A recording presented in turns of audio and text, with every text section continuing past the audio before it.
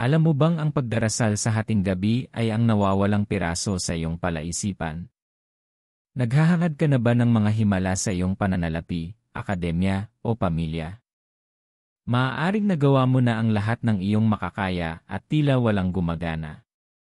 Ngayon, makakatanggap ka ng isang bagay na hindi mo naisip na sagot sa iyong mga hamon. Ito ay ang hating gabi na panalangin.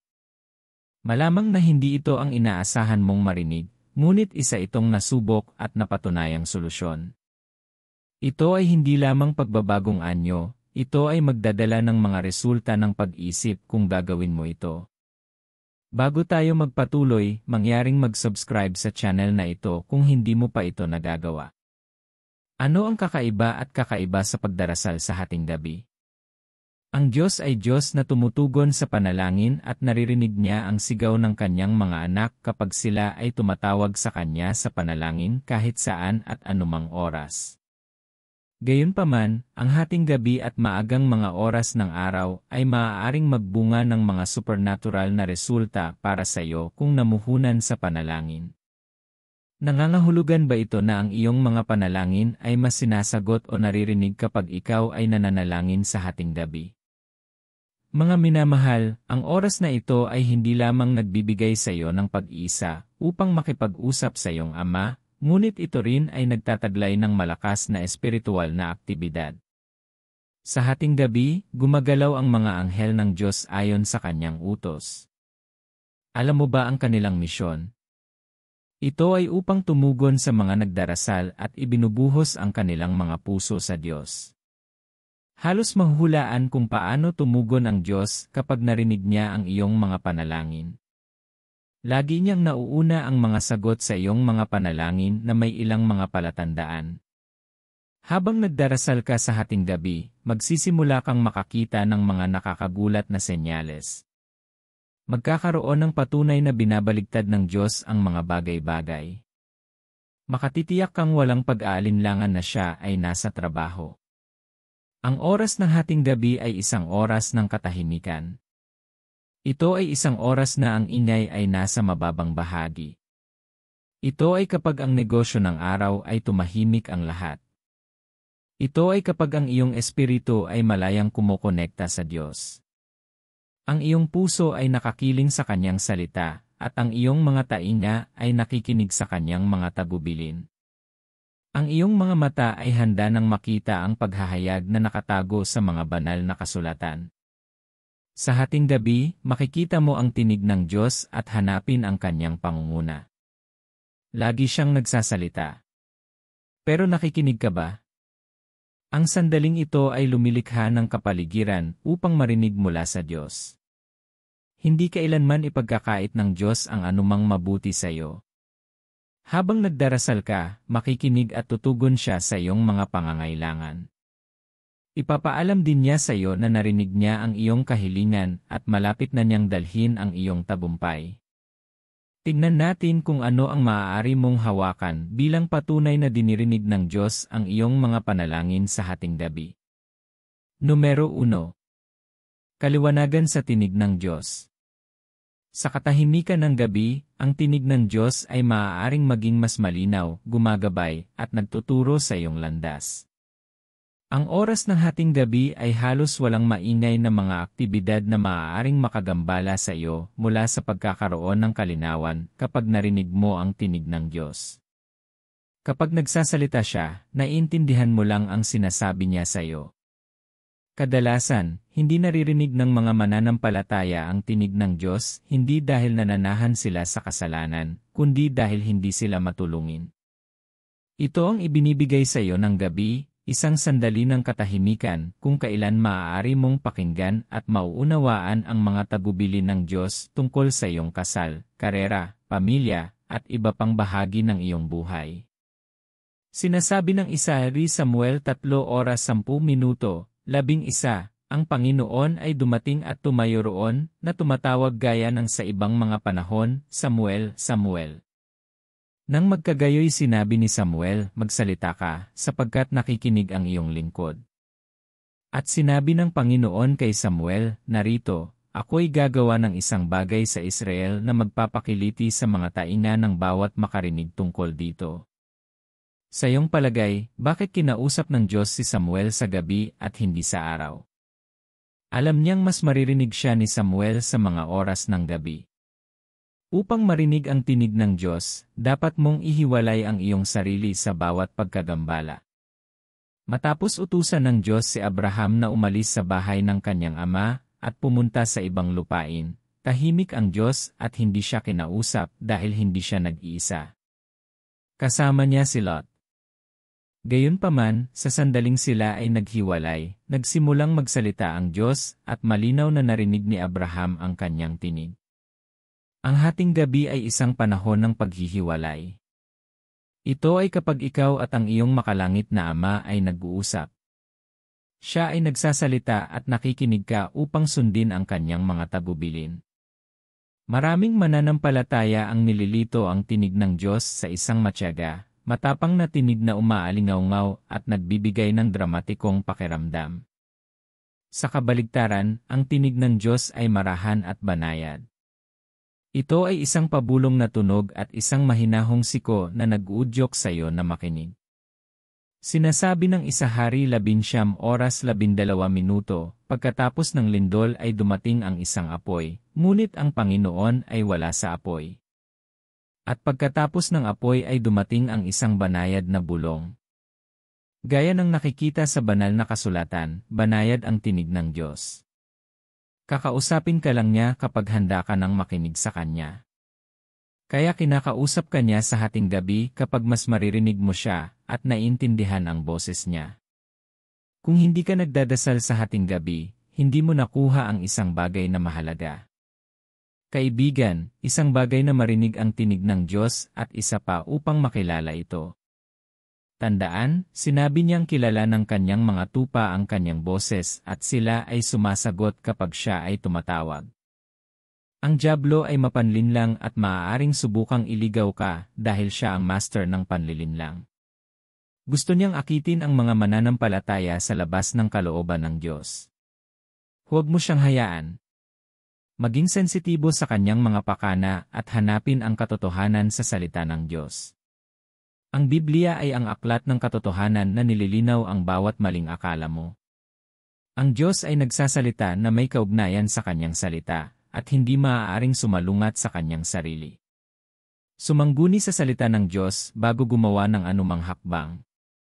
Hayaan ang iyong hakbang ay naayos sa kanyang salita. Ang pananaw mula sa mga banal na kasulatan ay magpapalaya sa bawat kadiliman sa iyong landas. Hayaang gabayan ka ng salita ng Diyos kahit na malinaw siyang nagsasalita sa hating gabi. Tignan natin ang isa pang bagay na nangyayari kapag nagsimula kang manalangin sa hating gabi. Bilang 2. Ikaw ang bahala sa iyong araw. Ang pagdarasal sa hating gabi ay nagtatakda ng tono para sa araw at nagbibigay sa iyo ng espiritual na otoridad. Kapag humarap ka sa Diyos sa ganoong oras, hinahanap mo siya ng maaga. At sinabi niya, ang mga naghahanap sa akin ng maaga ay makakatagpo sa akin. Ang Diyos ay lumalakad kasama mo at binibigyang daan kang pangasiwaan ang iyong araw.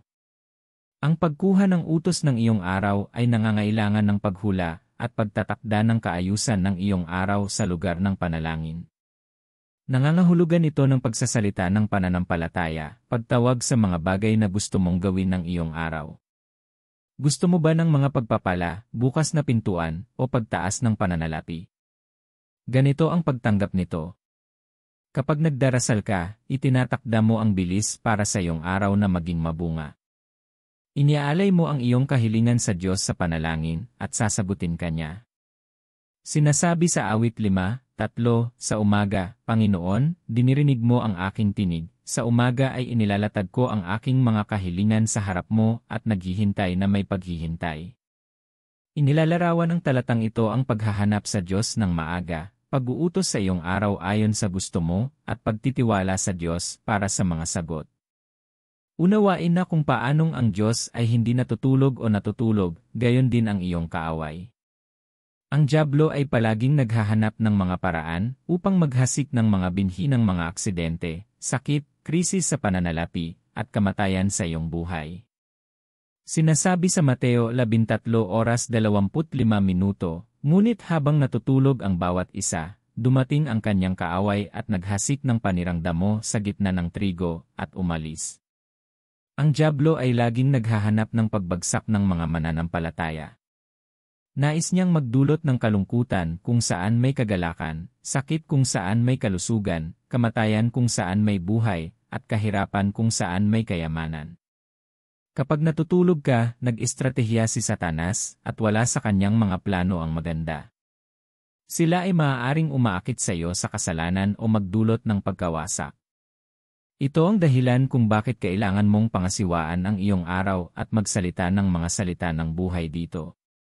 Dapat mong ipropesya ang mga pagpapala ng Diyos sa iyong pang-araw-araw na gawain upang sirain ang mga plano ng dyablo. Huwag bigyan ng puwang ang kaaway sa iyong buhay.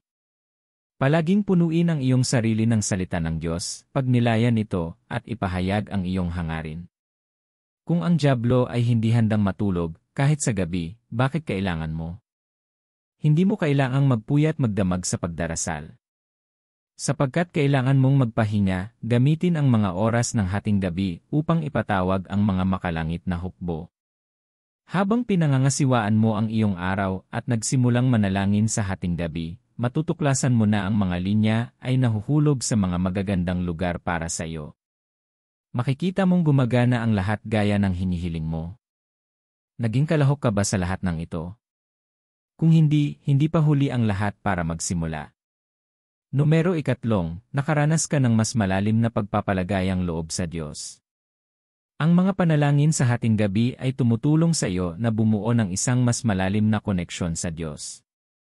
Binibigyan ka nila ng matalik na relasyon sa Kanya, na maaaring maging game changer para sa espiritual na paglago na hinahanap mo. Kapag ang mga distractions ay kakaunti, maaari kang tumuon at umupo ng tahimik kasama ng Diyos. Ang pag-iisa na ito ay nagpapahintulot sa iyo na pag-isipan ang iyong kaugnayan sa Kanya at mag-isip ng mga paraan upang mapabuti ang mga bagay. Habang nananalangin ka sa oras na ito, nagiging mas totoo ang Kanyang presensya. Habang ibinubuhos mo ang iyong puso sa Kanya, inaanyayahan mo siya na gabayan ka sa mga hamon ng buhay. Sinasabi ng Isaias 26:9, sa pamamagitan ng aking kaluluwa, ninanais kita sa gabi. Sa pamamagitan ng aking espiritu sa loob ko, hahanapin kita ng maaga. Ang talatang ito ay nagpapakita kung paano ang paghahanap sa Diyos sa gabi ay maaaring magdala ng isang pakiramdam ng layunin at direksyon.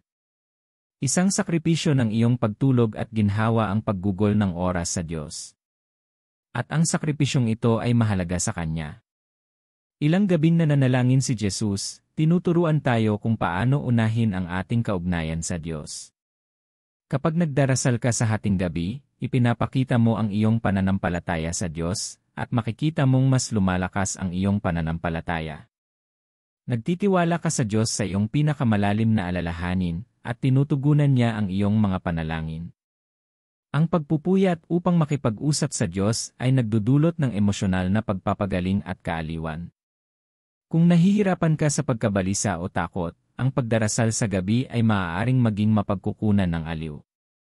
Habang nagmumuni-muni ka sa iyong buhay at naghahanap ng patnubay ng Diyos, hindi ka lamang nagdarasal para sa mga tiyak na resulta, ngunit nililinang ang isang relasyon na nagbabago sa iyong buhay. Sa lalong madaling panahon, magsisimula kang makita ang mga hamon ng buhay sa pamamagitan ng kanyang lens, na siyang humuhubog sa iyong mga desisyon at aksyon. Bilang 4, tumanggap ka ng mga paghahayag. Maaari ding ihayag ng Diyos ang mga nakatagong katotohanan at bigyan ka ng pangunawa habang nananalangin ka sa hating gabi. Habang ibinubuhos mo ang iyong puso sa Kanya, nagkakaroon ka ng pananaw sa Kanyang mga plano at layunin para sa iyong buhay. Ang Kanyang salita ay nagiging mas personal at may kaugnayan, at nagsisimula kang makakita ng mga bagay mula sa Kanyang pananaw. Sinasabi ng Daniel 2:22, siya ay naghahayag ng malalalim at nakatagong mga bagay. Alam niya kung ano ang nasa kadiliman, at ang liwanag ay nananahan sa Kanya. Habang hinahanap mo ang Diyos sa gabi, bibigyan ka niya ng mga sagot na hindi mo sana matatanggap. Ang mga paghahayag na ito ay nagdudulot ng kalinawan sa iyong buhay, at naiintindihan mo ang mga tagubilin ng Diyos. Nagsisimula kang makakita ng mga pattern at koneksyon na hindi mo napansin noon. Ginagabayan ka ng karunungan ng Diyos sa paggawa ng mga tamang desisyon. Kapag nagdarasal ka sa hating gabi, nakadarama ka ng pag-asa, na alam mong kumikilos ang Diyos sa iyong buhay. Madarama mo na siya ay nagbukas ng mga pinto na tila sarado at nagbibigay ng mga solusyon sa hindi malulutas na mga problema. Ang mga karanasang ito ay nagpapataas ng iyong pagtitiwala sa Kanya. Inihahayag din ng Diyos ang Kanyang sarili sa iyo habang ikaw ay nananalangin sa gabi. Mas marami kang natutunan tungkol sa Kanyang pag-ibig, awa, at pabor. Ang mga katangiang ito ay nagiging mas maliwanag sa iyong buhay. Nagsisimula kang makita ang Kanyang soberanya sa bawat aspeto ng iyong buhay, at ang Kanyang presensya ay nagiging mas maliwanag sa lahat ng iyong ginagawa. Nagsisimula kang makilala at sundin ang mga landas na naayon sa Kanyang kalooban. Ang Kanyang salita ay nagiging lampara sa iyong mga paa, na gumagabay sa iyo sa mga panahong walang katiyakan. Ang pananaw mula sa kasulatan ay nagpapaalala sa iyo na hindi ka nag-iisa at ang presensya ng Diyos ay laging kasama mo. Higit pa rito, ang pagdarasal sa hating gabi ay nakakatulong sa iyo na maunawaan ang oras at layunin ng Diyos. Matuto kang magtiwala sa Kanyang soberanya at maghintay sa Kanyang oras. Napagtanto mo na ang mga pagkaantala ng Diyos ay hindi mga pagtanggi at ginagawa Niya ang lahat para sa iyong ikabubuti. Ang pag-unawang ito ay nagdudulot ng kapayapaan at pasensya kahit sa gitna ng kawalan ng katiyakan. Numero 5, mas nagiging umaasa ka sa Diyos. Ang mga panalangin sa hating gabi ay makapagpapalakas ng pagtitiwala sa Diyos. Kapag nagsimula kang manalangin sa hating gabi, may nagbabago sa loob mo. Magsisimula kang magtiwala sa Diyos ng mas malalim. Napagtanto mo na siya ay palaging gumagawa, kahit na hindi mo nakikita ang mga agarang resulta. Sinasabi ng Lucas 18:8, at hindi ba bibigyan ng Diyos ng katarungan ang Kanyang mga hinirang na sumisigaw sa Kanya araw at gabi? Ang talatang ito ay sumasalamin sa iyo habang nagdarasal ka sa hating gabi. Lalong lumalakas ang iyong pananampalataya, at mas nagiging sigurado ka na dinirinig ng Diyos ang iyong daing at tutugon sa Kanyang perpektong oras. Natututo kang magtiwala sa Diyos kahit sa mga panahong walang katiyakan, alam mong ginagawa Niya ang lahat para sa iyong ikabubuti. Nagsisimula kang makita ang kamay ng Diyos na kumikilos sa bawat aspeto ng iyong buhay. Hindi ka na kontrolado ng takot o pagdududa. Ang pagdarasal sa hating gabi ay nakakatulong sa iyo na maunawaan ang pagmamahal at pangangalaga ng Diyos sa iyo. Napagtanto mo na siya ay hindi lamang isang malayong manlilikha, kundi isang mapagmahal na Ama na nagnanais ng isang relasyon sa iyo. Habang nararanasan mo ang pag-ibig ng Diyos, natututo kang magtiwala ng husto sa Kanya. Kumpiyansa kang humaharap sa mga hamon, alam mong kasama mo ang Diyos at gagabay sa iyo sa mahihirap na panahon. Natututo kang makilala ang Kanyang tinig at makilala ito sa ibang mga tinig. Ang mga emosyon o mga pangyayari ay hindi ka na nakikilos dahil ikaw ay naantig lamang ng salita ng Diyos. Nagiging saligan ka sa mga pangako ng Diyos at tumayong matatag kahit sa gitna ng mga hamon. Ang isa pang bagay na napansin mo ay ang iyong pagkabalisa at pag-aalala ay nagsisimulang maglaho. Maaari kang magpahinga sa presensya ng Diyos sa pag-alam na Siya ang may kontrol. Ang kapayapaan ng Diyos ay nagbabantay sa iyong puso at isipan, at haharapin mo ang hinaharap ng may pag-asa at katiyakan. Yun lang ba? Siyempre hindi. Bago ka pumunta, narito ang 2 pang bagay na nangyayari kapag nagsimula kang manalangin sa hating gabi. Bilang ika-6, Divine Intervention. Ang mga panalangin sa hating gabi ay maaaring humantong sa mga pagtatagpo, mga himala, at mga tagumpay. Kapag nagdarasal ka sa hating gabi, nararamdaman mo ang mas malalim na koneksyon sa Diyos. Binubuksan nito ang mga pintuan sa mga patotoo. Nakikita mo ang Diyos na gumagawa ng milagro, na nagbubukas ng mga pinto na akala mo ay hindi na magbubukas. Bigla kang nakatanggap ng mga sagot sa mga panalangin na iyong hinihiling. Sinira ng Diyos ang mga hadlang na minsang humadlang sa iyo, at nakakaranas ka ng hayagang pag-access. Makakakuha ka ng mga hindi inaasahang pagkakataon at magbubukas sa iyo ang mga bagong pinto. Kapag nagdarasal ka sa hating gabi, binabago ng Diyos ang mga kakilakilabot na sitwasyon. Maaaring nagdurusa ka sa sakit o nahaharap sa mga paghihirap. Pagkatapos ay biglang, ang mga bagay ay nagsisimulang magbago. Marahil ay maayos ka, ngunit ang iyong mga mahal sa buhay ay nangangailangan ng banal na pagdalaw. Kapag nananalangin ka sa oras na ito, kontrolado ng Diyos ang lahat ng bumabagabag sa iyo. Siya ay humakbang sa iyong mga gawain at binibigyan ka ng isang banal na pagtatagpo. Nagdudulot ito ng pasasalamat at papuri, at napipilitan kang sambahin ang Diyos para sa kanyang kabutihan at awa. Hindi mo gustong makaligtaan ang mga pagpapalang matatanggap mo sa pagtawag sa Diyos pagsapit ng hating gabi, di ba? Ito ang dahilan kung bakit dapat kang magsimulang makisali kung hindi mo pa nagagawa. Gusto mo ba? Bilang ikapito, pagninilay at espiritual na paglago. Ang mga tahimik na oras ay tumutulong sa iyo na magsanay ng pagmumuni-muni sa sarili. Kapag nagdarasal ka sa hating gabi, ang pagmumuni-muni ay nagiging isang makapangyarihang kasangkapan para sa espiritual na paglago. Habang ibinubuhos mo ang iyong puso sa Diyos, maaari mong balikan ang iyong buhay at mga karanasan sa isang tapat at mahinang paraan. Ang pag-upo sa pag-iisa ay nagbibigay daan sa iyo upang harapin ang mga lugar kung saan kailangan mong lumago at pagbutihin. Tinutulungan ka rin nitong hanapin ang patnubay at karunungan ng Diyos. Ang tahimik na sandali ay tumutulong sa iyo na suriin ang iyong puso at motibo. Nakikita mo ang mga pattern at gawin na maaaring pumipigil sa iyo, at humingi ka ng tulong sa Diyos sa paglaya mula sa mga ito.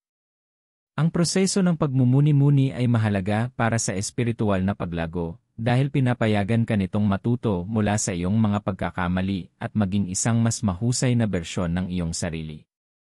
Habang patuloy kang nagdarasal sa hating gabi, ang pagmumuni-muni ay nagiging regular na bahagi ng iyong espiritual na pagsasanay.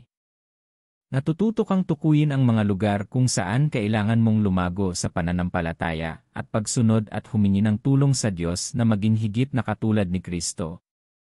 Ang paglalakbay na ito ng pagmumuni-muni ay hindi tungkol sa pagkondena o pagkakasala, ngunit tungkol sa paglago at pagbabago.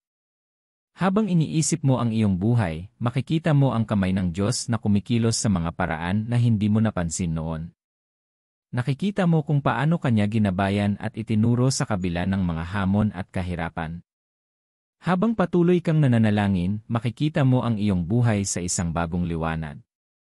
Hindi ka lang natutong tumukoy ng mga pattern, ngunit nakakahanap ka rin ng mga paraan upang baguhin ang mga ito. Ipinakita sa iyo ng Diyos kung ano ang gagawin upang iwanan ang isang hindi malusog na relasyon at kung paano bumuo ng iyong espiritual na lakad. Nagiging masaligan kang tagasunod ni Kristo.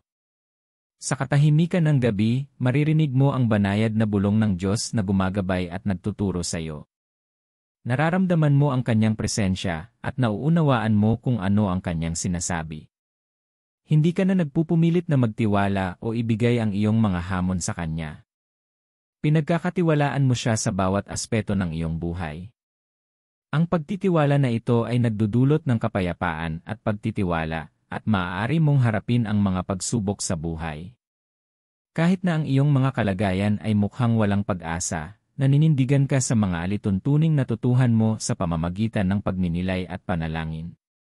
Hindi mo kailangang mag-alala o maging balisa. Sa halip, ipapasa mo ang lahat ng iyong pasanin sa Diyos at hayaan siyang pangalagaan ka. Kahit na walang pagbabago, ayaw mong tumuon sa pisikal at kumapit sa mga pangako ng Diyos. Ganito ang pakiramdam ng espiritual na paglago. Sa tuwing magpupuyat ka para manalangin sa hating gabi, lumalago ka sa iyong paglalakad kasama ang Diyos. Pinuputol ka niya at tinutulungan kang mamuhay ng isang buhay na nagpaparangal sa Kanya. Ang pagbuo ng isang malakas na buhay panalangin ay nangangailangan ng oras at pagsisikap, ngunit ang mga gantimpala ay hindi masusukat. Unahin ang iyong buhay panalangin kahit na tila mahirap o hindi komportable.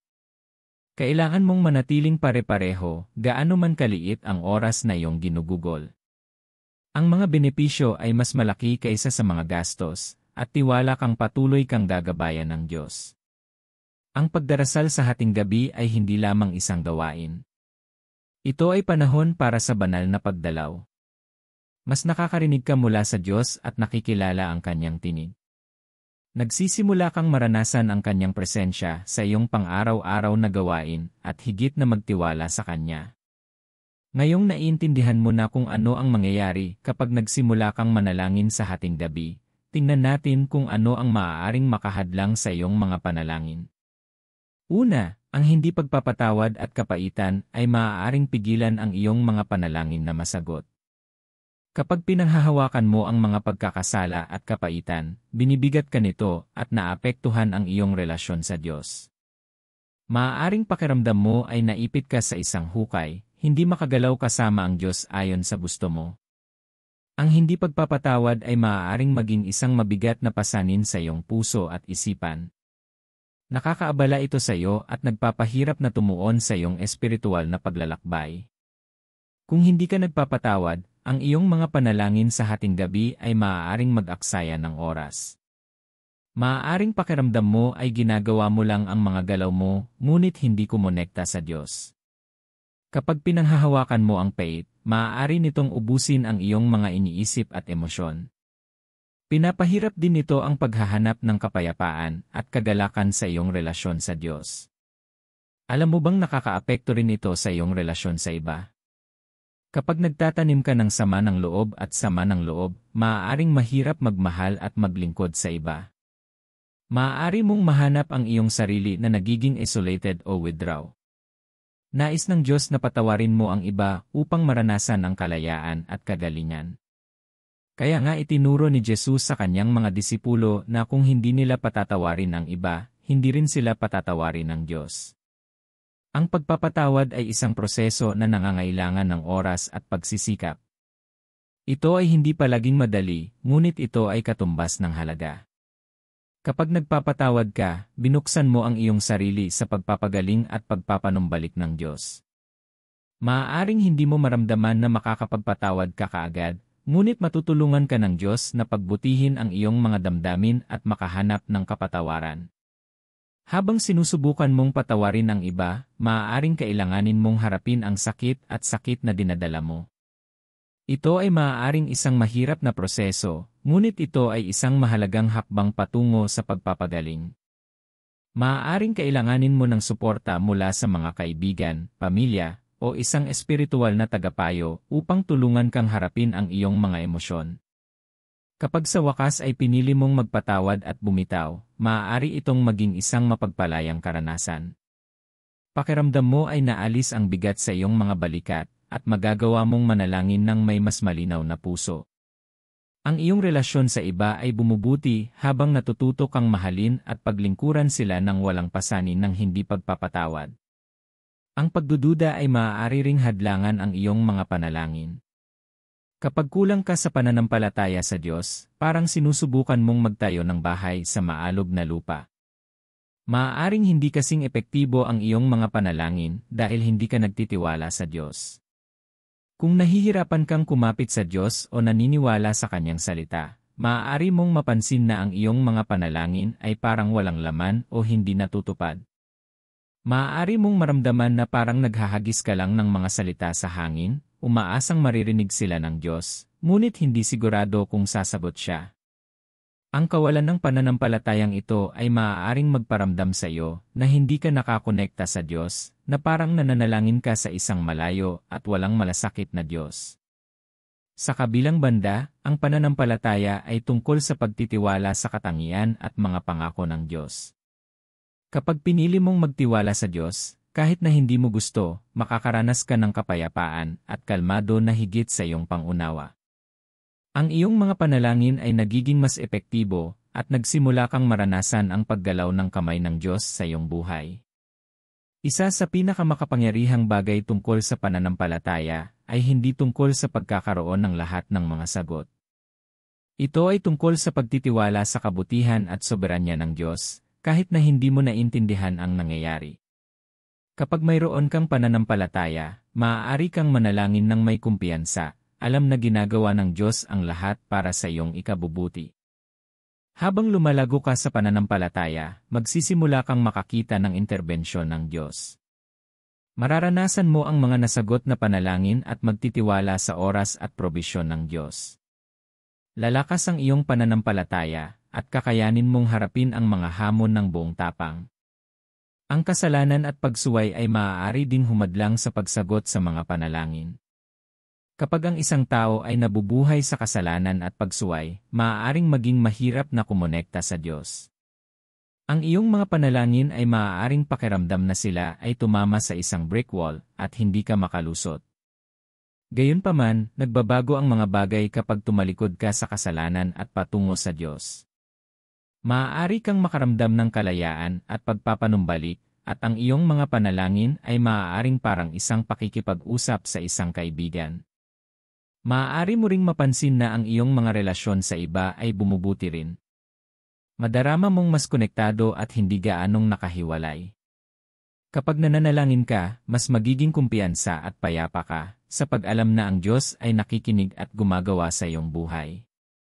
Karagdagan pa, ang makasariling motibo at maling prioridad ay maaaring makahadlang sa iyong mga panalangin.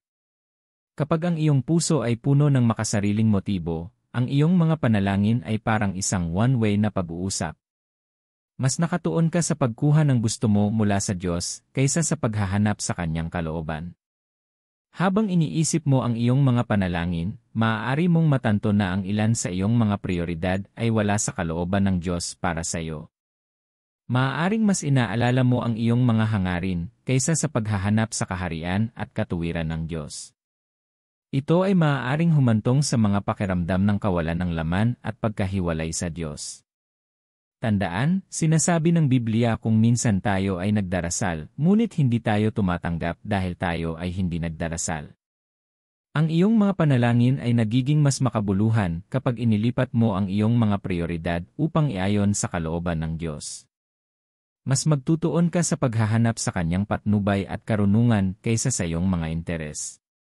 Magdudulot ito ng kalinawan at layunin sa iyong mga panalangin, at mapagkakatiwalaan mo ang kabutihan at soberanya ng Diyos sa iyong buhay.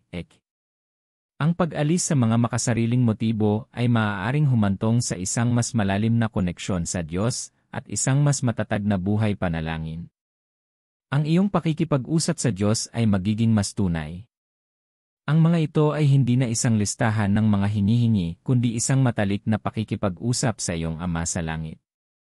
Ito ay kapag naaayon ka sa plano ng Diyos. Ang unang hakbang sa pananalangin ayon sa kalooban ng Diyos ay ang paghiling sa banal na Espiritu na tulungan ka. Kadalasan, naniniwala kami na humihiling kami ng pinakamahusay na mga bagay o nagdarasal sa tamang paraan. Gayunpaman, hindi natin alam na ang anumang panalangin na hindi naaayon sa layunin ng Diyos ay hindi kailanman tumatanggap ng mga sagot.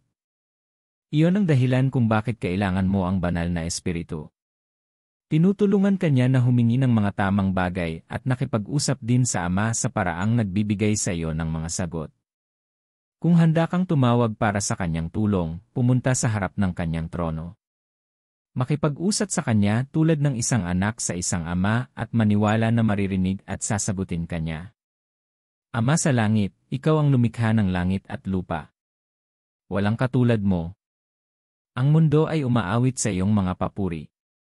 Ikaw ay mapagmahal at mabait. Ikaw ay tapat at makatarungan.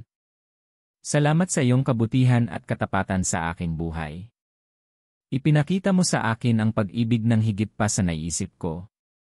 At ngayon ay inihayag mo sa akin ang iyong salita. Ngayon alam ko na kung ano ang nangyayari kapag nagdarasal ako sa hating gabi. Nakikita ko ang napakalaking kapangyarihan na magagamit kapag tumatawag ako sa iyo. Salamat sa biyayang ito. Sasambahin kita magpakailanman. Salamat sa pagmamahal na ibinibigay mo sa akin araw-araw. Ako ay nalulula sa iyong presensya. Lagi kang nasa tabi ko at pinahahalagahan ko ang banayad na pag-uudyok na ibinibigay mo. Salamat sa pakikinig sa akin sa tuwing pumupunta ako sa harapan ng iyong trono at sa pagiging nakatuon sa pagtugon sa aking mga pangangailangan. Mahabaging manunubos, hinahanap ko ang iyong awa sa aking buhay. Hindi ko palaging ginagawa ang mga bagay na nakalulugod sa iyo at pinagsisisihan ko. Hayaang pabanalin ako ng iyong dugo mula sa lahat ng nakakasira sa iyo. Tumatanggap ako ng katuwiran ngayon at ihiwalay ang aking sarili sa anumang humahadlang sa aking mga panalangin. Panginoon, kailangan ko ang iyong lakas upang mamuhay ng walang kasalanan dahil gusto kong pakinggan mo sa tuwing ako ay magdarasal. Hindi ako mabubuhay sa katuwiran maliban kung tulungan mo ako sa pamamagitan ng banal na Espiritu. Panginoon, hinihiling ko na ipadala mo sa akin ang banal na Espiritu. Tulungan akong buksan ang aking puso sa Kanya at bigyan ako ng biyaya na ipagkaloob sa Kanya ang kinakailangang daan kapag ako ay nananalangin. Banal na Espiritu, mangyaring tulungan akong makipag-usap sa Ama kapag ako ay bumangon sa hating gabi upang manalangin. Ipahayag ang pagnanais ng aking puso sa Kanya upang matanggap ko ang aking mga pangangailangan. Mangyaring punan ang aking puso ng pananampalataya at iwaksi ang bawat pagdududa at takot. Hayaang laging magtiwala sa iyo ang puso ko. Kapag nagdarasal ako sa hating gabi, ipaalala sa akin na nakikipag-usap ako sa isang Diyos na nakikinig at handang tumugon sa sandaling marinig niya ang aking tawag. Gumagawa ako ng mga hakbang ng pananampalataya dahil naniniwala ako sa iyo. Alam ko na hindi mo mabibigo ang sinumang naghihintay sa iyo. Tulungan akong bigyang pansin ang iyong mga tagubilin. Magiliw na tagapagligtas, tulungan mo akong ikiling ang aking mga tainga sa iyong salita. Turuan mo akong tumahimik at makinig habang nagsasalita ka. Alam kong lagi mo akong kakausapin sa paggabay. Mangyaring tulungan akong agad na sundin ang mga aksyon na magbubukas ng pinto sa aking mga pagpapala. Bigyan mo ako ng lakas na kailangan ko upang sundin ka, Panginoon. Habang hinihintay ko ang aking mga pagpapala, turuan mo akong maging matyaga. Hinihiling ko na punuin mo ang aking puso ng nag-uumapaw na kagalakan. Tulungan akong malaman sa pamamagitan ng iyong kapayapaan na gagawa ka ng ilang gawain sa aking buhay. Ako ay nagpapasalamat na ang iyong presensya ay laging kasama ko kahit ngayon. Pinahahalagahan ko ang iyong dakilang kapangyarihan sa aking buhay. Alam ko na iyong ginagawang perpekto ang lahat ng may kinalaman sa akin. Naiintindihan ko na ngayon kung paano ka gumagawa para ipakita sa akin na naririnig mo ako. Salamat sa pagpapakita sa akin kung paano matatanggap ang mga sagot sa aking mga panalangin. Tumatanggap ako ng biyayang magtiwala sa iyo sa lahat ng panahon. Tulungan akong umasa sa iyong salita at manindigan ng matatag kapag ang aking mga sagot ay natatagal upang mahayag. Ipinag-uutos ko na mayroon na akong biyaya na unahin ang Diyos sa lahat ng aking mga gawain. Ang mga sagot sa aking mga panalangin ay para sa kaluwalhasyan ng Diyos. Ano man ang Kanyang ilagay sa aking mga kamay ay para rin sa karangalan ng Kanyang kaharian. Salamat, Panginoon, dahil lagi mo akong dinirinig kapag ako ay nananalangin. Alam kong bibigyan mo ako ng mga sagot habang nananalangin ako ayon sa iyong kalooban. Sa pangalan ni Jesus, Amen. Kung ginawa mo ang panalangin iyon ng may pananampalataya, i-type ang i-Amen sa mga komento. Bago ka pumunta, mangyaring mag-like, magbahagi, at mag-subscribe sa channel na ito. Pagpalain ka ng Diyos.